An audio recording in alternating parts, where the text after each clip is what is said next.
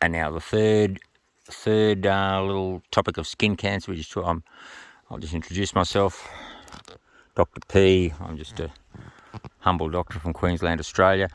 Queensland has the highest rate of skin cancer in the world, I do believe, because we have the most Europeans living closest to the equator, and we love the sun. The malignant melanoma is, I think Israel has high rates of malignant melanoma as well. The malignant melanoma is, well, it used to be very, very dreaded, and could be a death sentence, and for young people as well.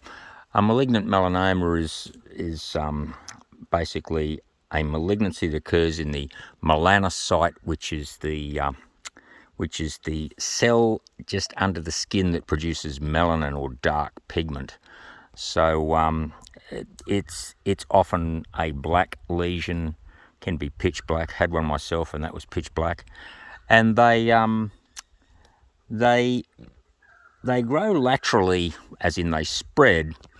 And during the spreading phase, that's when you want to catch them, because eventually they'll stop growing sideways and they'll start growing downwards, and that's what you do not want, because a melanoma, once it starts burrowing in, it is, unlike the other two skin cancers, BCC and SCC, or basal cell carcinoma and squamous cell carcinoma, a malignant melanoma, once it starts to burrow in, it will spread all through your body.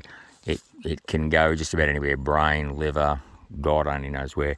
I do believe I saw a case once where it actually crossed the placenta and infected and invaded the baby. So it's a horribly aggressive type of skin cancer.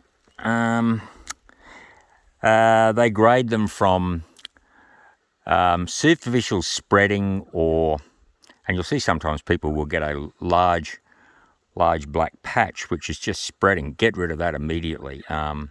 Joe Peterson had one.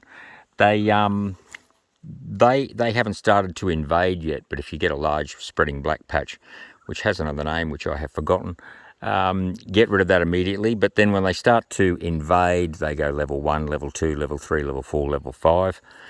And obviously you want to get them at level 1 or at level 2. You want to get them while they're still in situ or in the skin if you can.